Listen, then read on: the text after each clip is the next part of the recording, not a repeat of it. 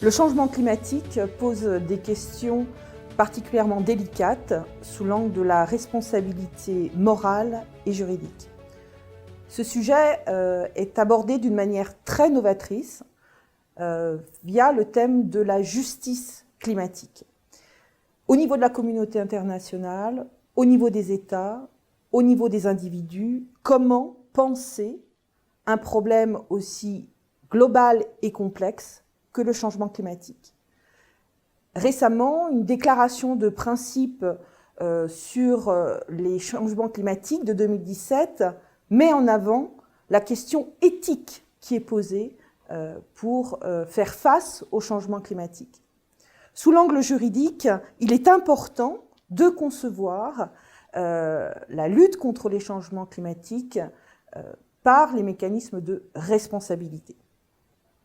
Et donc, le préambule de l'accord de Paris de 2015 envisage dans son préambule le fameux concept de justice climatique sans le définir précisément et sans considérer une véritable reconnaissance par les États de ce concept. Il est simplement mentionné que cette notion de justice climatique peut être importante pour certaines cultures.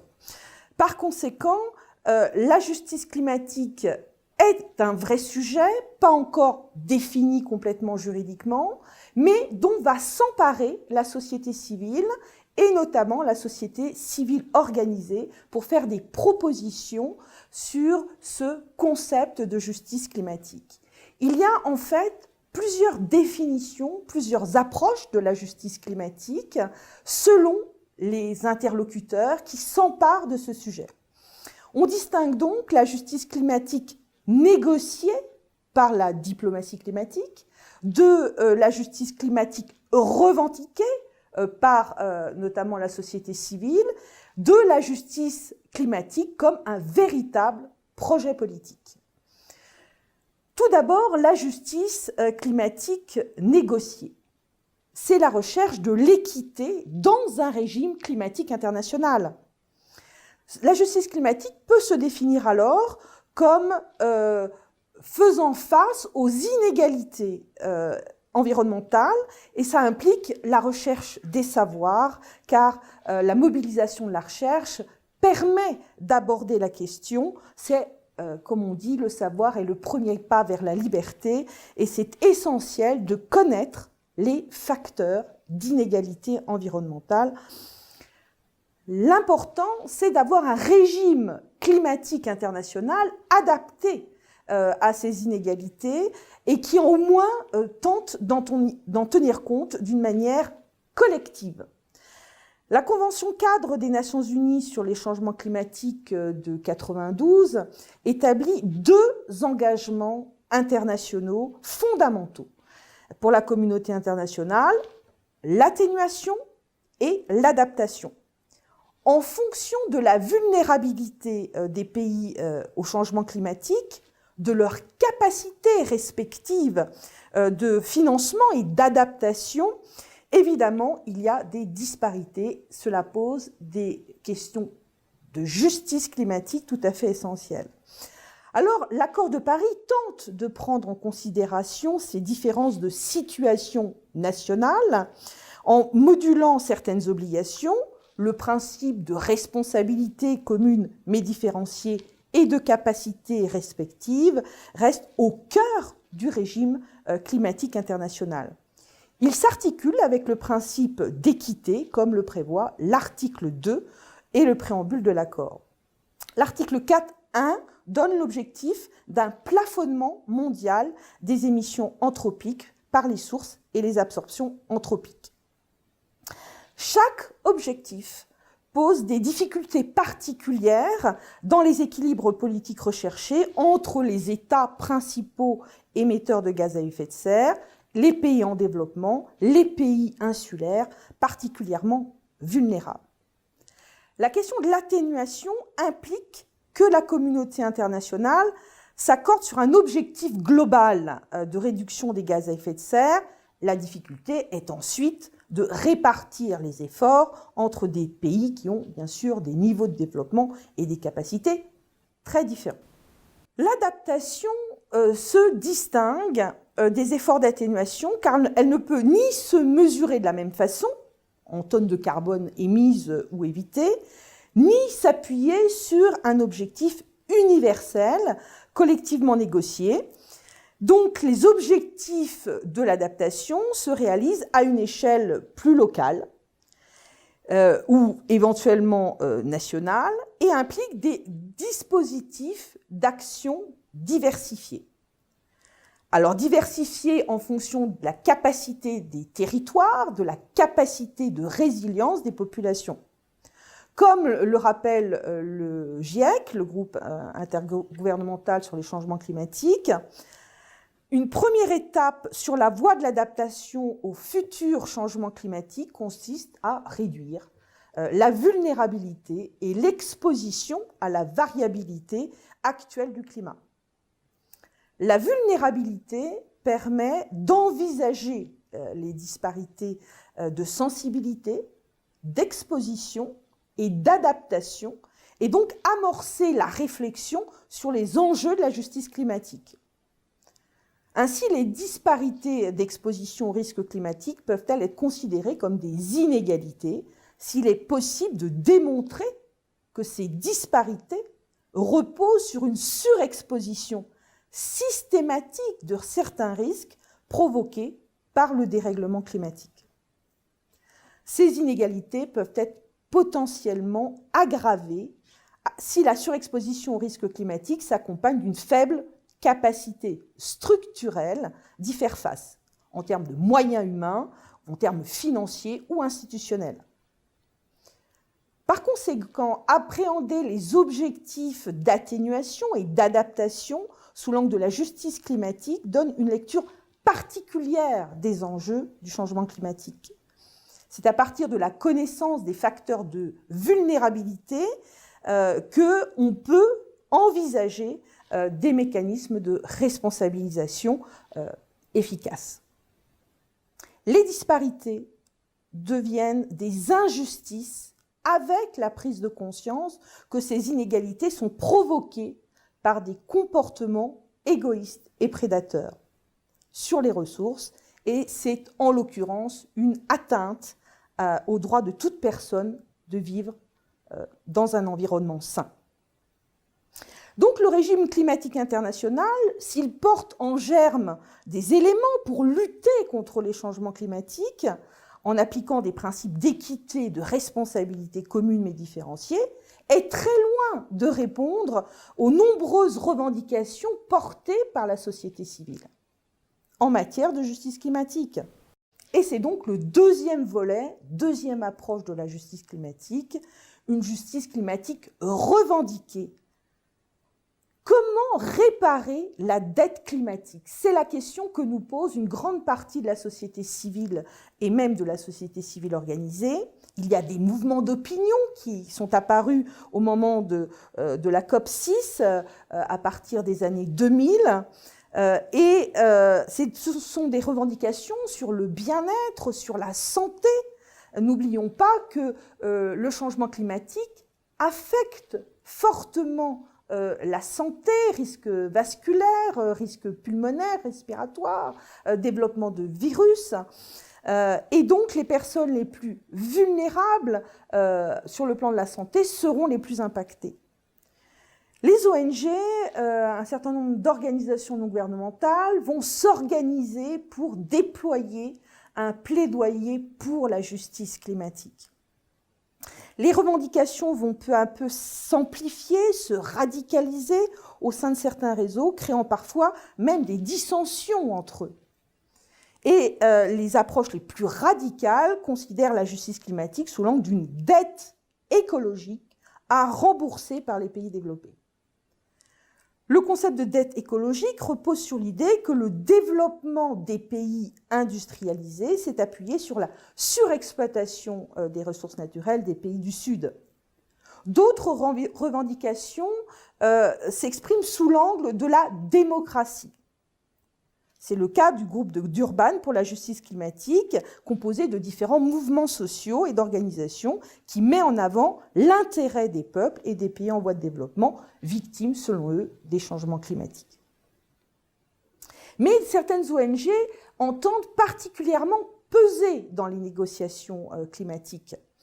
Et c'est le cas notamment du réseau Action Climat, Climate Action Network, qui préconise 5 indicateurs.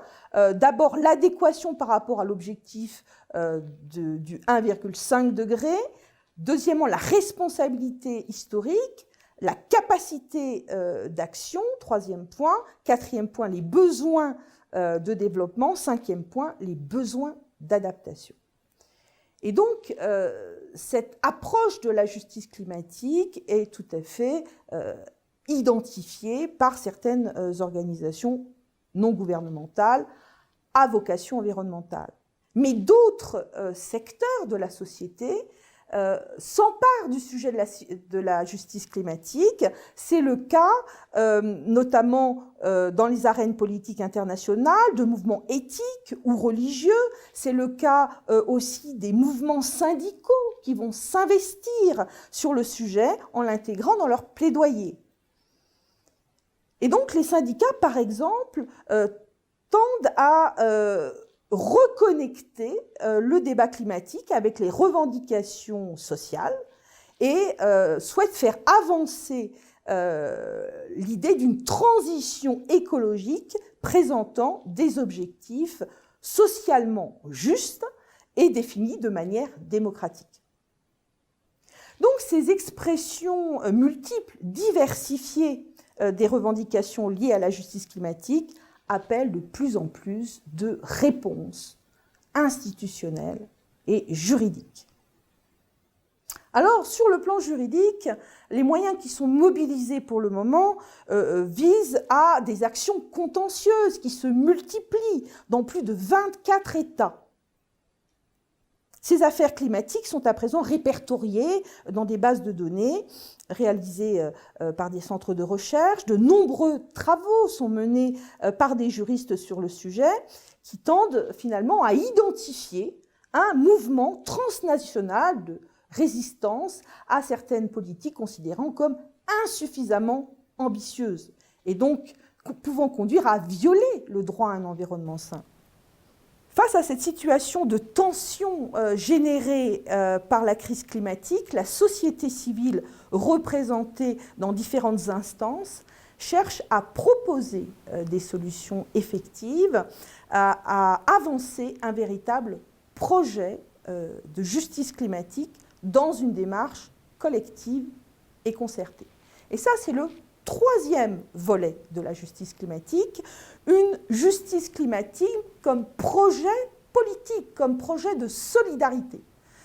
Et des propositions tout à fait concrètes ont été présentées, à la fois en France, un pays développé qui fait face à différents problèmes climatiques en raison de la diversité de ses territoires, et notamment de ces territoires ultramarins, et au niveau européen, le Comité économique et social européen s'est emparé également de la question. Alors, quelles définitions sont apportées par le Comité économique et social environnemental français, qui est la 3e assemblée constitutionnelle en France, et par le Comité économique et social européen. Tout d'abord, le Conseil économique et social français a voté un avis sur la justice climatique, enjeux et perspectives en France en 2016.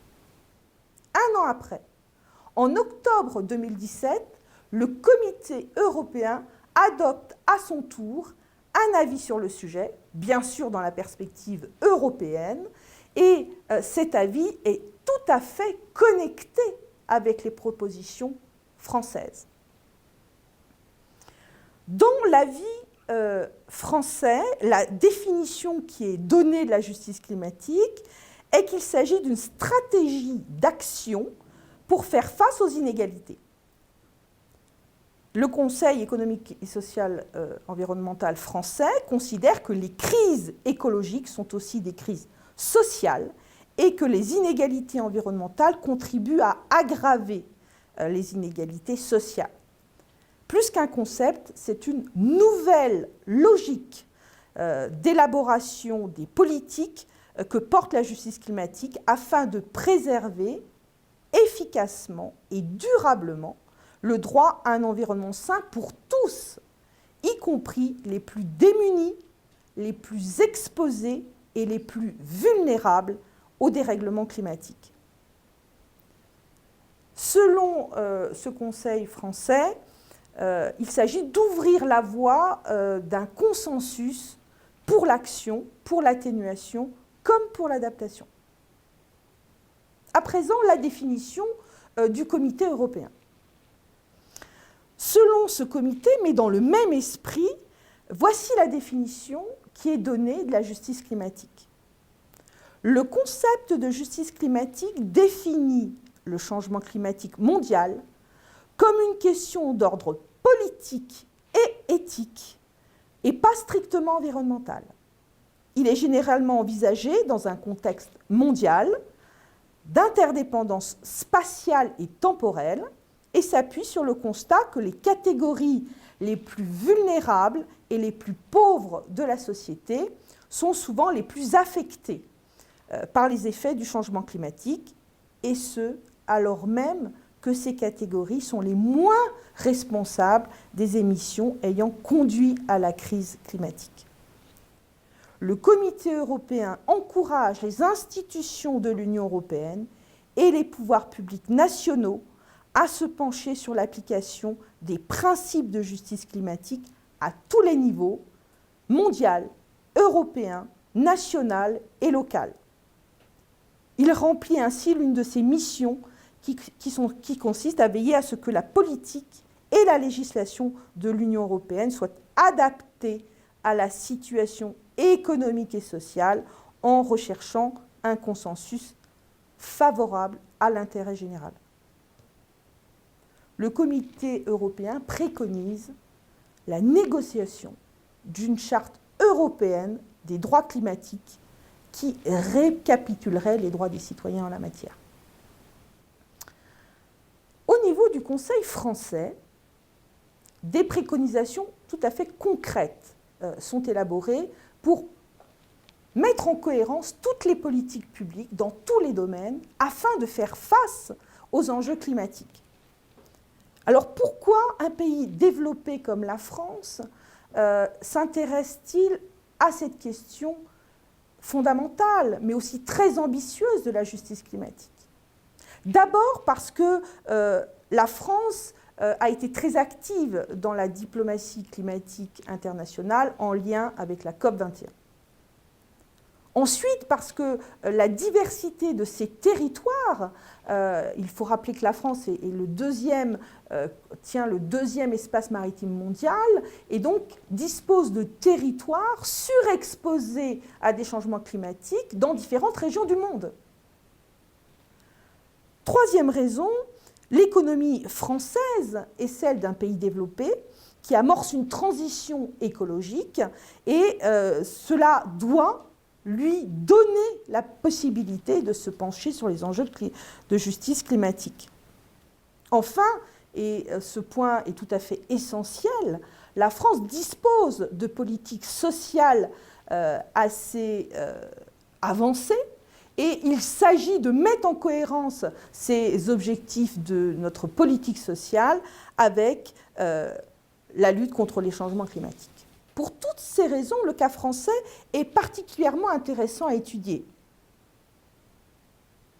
Cet avis du Conseil français indique qu'il y a 4 niveaux de justice climatique.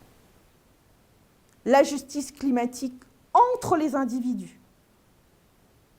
que ce soit des personnes plus pauvres, plus défavorisées, que ce soit la question de l'égalité entre les femmes et les hommes, parce que selon la vulnérabilité économique et sociale, vous allez être moins en capacité de vous adapter au changement climatique. C'est le premier niveau de justice climatique identifié par le Conseil économique et social français dans son avis de 2016. Deuxième niveau de justice climatique, la justice climatique entre les États, qui renvoie bien sûr à l'adoption d'un régime climatique international qui prend en considération les inégalités environnementales en matière climatique. Troisième niveau de justice climatique identifié par le Conseil français, c'est la justice entre les générations présentes et futures. Comment faire des choix aujourd'hui dans nos politiques publiques qui permettent de respecter l'intérêt des générations futures. Quatrième niveau de justice climatique identifié, la justice climatique pour la nature. Pour chacun de ces niveaux de justice climatique, des préconisations, des recommandations sont faites par le Conseil français. Et dans tous les cas, et pour tous les niveaux, il est défendu une approche d'anticipation sur les changements climatiques que l'État français doit obtenir. Comment avoir une capacité d'anticipation pour éviter les injustices face au changement climatique? De ce point de vue-là, le Conseil français suggère de soutenir des projets de recherche sur les trajectoires de vulnérabilité, comprendre comment les territoires et les populations sont affectées et ont été affectées dans le passé par les changements climatiques, comprendre aujourd'hui comment ces populations et ces territoires sont impactés par les changements climatiques pour envisager les futurs risques climatiques et inégalités provoqués par ces changements climatiques, donc l'approche par le futur. Donc les trajectoires de vulnérabilité, c'est un sujet éminemment important. De même que les services climatiques, donner des informations à nos citoyens.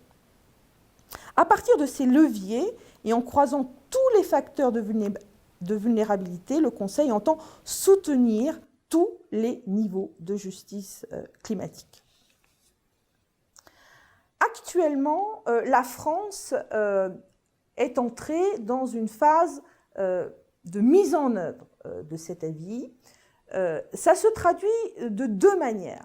D'abord par une négociation au niveau du plan national d'adaptation au changement climatique qui va intervenir prochainement, en 2018, et puis dans un projet de révision constitutionnelle où il apparaît qu'une véritable réflexion est engagée pour modifier l'article 1 de la Constitution afin, éventuellement, si la révision constitutionnelle aboutit, à reconnaître une république écologique qui soit en capacité de faire face aux défis climatiques. En conclusion, la justice climatique comprend plusieurs visages. Elle se présente comme un objectif à atteindre, un principe, voire une stratégie qui se décline à plusieurs échelles de temps et d'espace.